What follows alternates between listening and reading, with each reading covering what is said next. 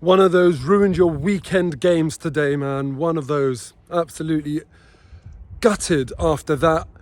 1-0 down, and then bring it back to 2-1. And you think to yourself, that's it, Arsenal have got this now. We're at home. We've brought it back. The momentum's with us. We're just going to go on.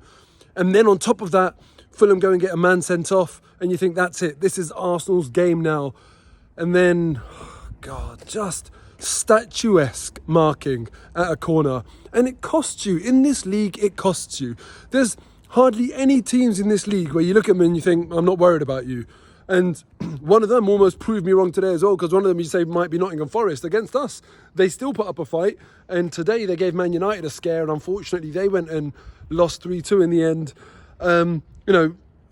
What game can you be comfortable about in this league? Luton, maybe, and who knows, they might find their feet eventually. Right now they don't look great, but it just shows the strength of this league. And sometimes people have the conversation about the standards of this league, and they say that the standards are poor for quite a lot of teams. I just don't see that. I think this league has got quality throughout it. I mean, Paulinho, who got the equaliser today, what a player he is.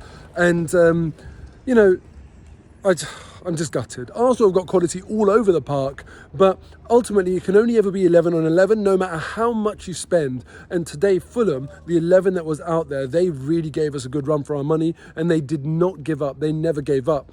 Arsenal have had a brilliant record in London derbies. Last season, we set the all-time record for most points coming out of London derbies. And with that belief and how used to Arsenal are at turning the screw against teams at home and just getting the desired result, I really wasn't actually very nervous. Even when we were 1-0 down for large parts of the game, I always believed we would come through and turn it around.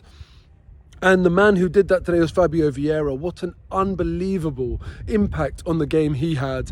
And it should have been his should have been his moment, should have been his line in the sand moment to kind of say, yes, it's taken time, but I am here and I'm here to make a difference. But unfortunately wasn't to be. It's the narrative and the headline should have all been about him, but in the end it's about how Arsenal have dropped points. And instead of walking away from the game buzzing and everyone praising Fabio Vieira, which we still should do, and I want to make sure we do that, it's just that obviously the feeling is not one of celebration and all of that because of the equaliser. Let's take the first goal anyway. Let's talk about that. Saka, really, really loose pass. I mean, look, 60 seconds of the game gone.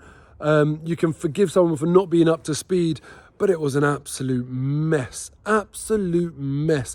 Ramsdale, let me know in the comments below. Do you blame Ramsdale for that goal? Because you shouldn't be beaten like that, surely. I can see...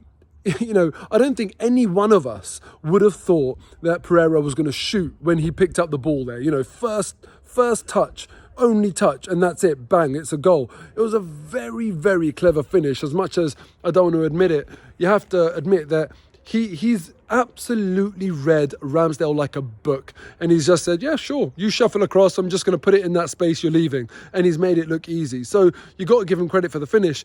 But I have to question Ramsdale myself there. I mean, if he, on one hand, look, on another occasion, if he doesn't get across and the ball comes across and Ramsdale's concerned about his near post, I never would have saw that coming, so I would have been blaming him for not getting across. But ultimately, look, the proof is in the pudding. He's conceded the goal in awful fashion. So let me know in the comments below. Clearly, Saka's at fault for that awful pass, but do you think that Ramsdale, should be looked at in that instance, or is it fair game? And tell me this as well, we've got Raya now in the Arsenal team, and he's a brilliant goalkeeper, absolutely brilliant goalkeeper.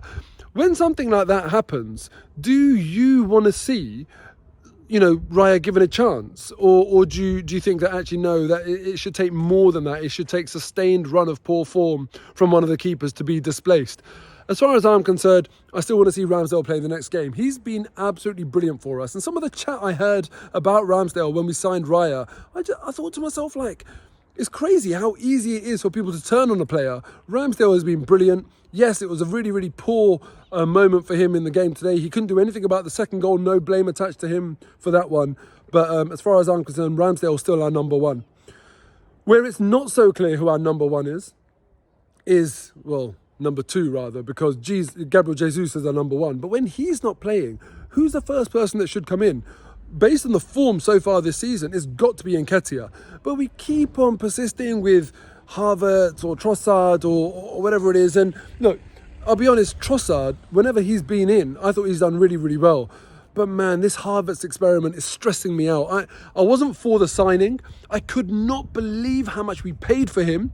A lot of Havertz, when I looked at Arsenal signing Havertz and I thought, why have we gone and done this? He's not prolific. He's not, someone that strikes fear into the hearts of defenders.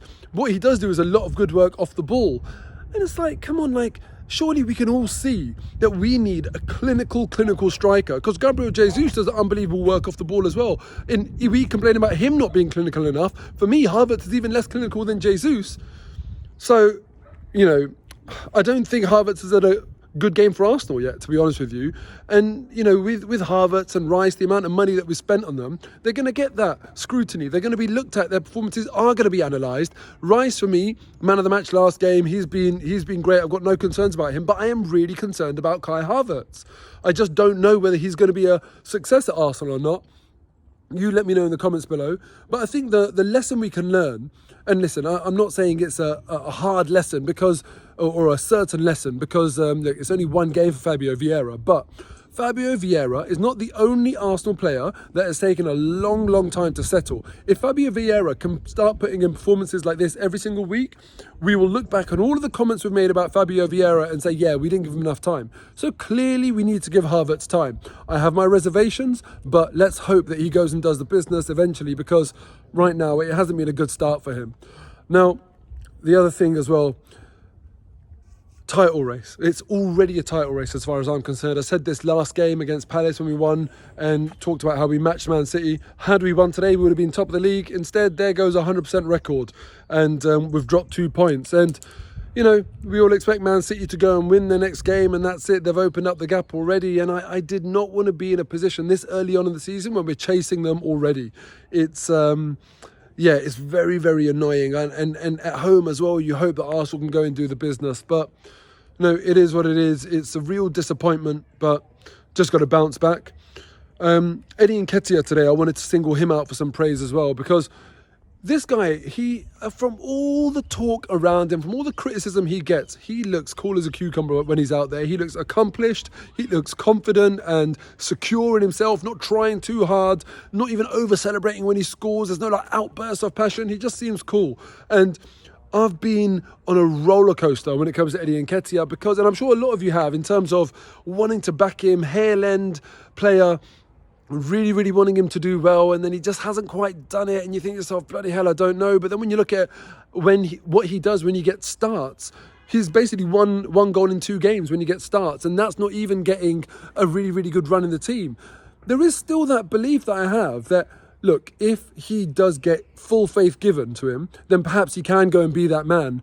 But, we're at that time, we're about to let Balogun go, it seems, to Monaco. And after the season Balogun had last year, I was saying that, look, maybe Balogun needs to be the one to be the understudy to Gabriel Jesus rather than Nketiah. But Nketiah has started off the season brilliantly. And I think that makes it a lot easier for us fans to take if we see Balogun leave, because it's at a time where Nketiah is performing so well. So well done, Eddie. Hopefully he can keep it up. We're going to need him and goals from all the team this season.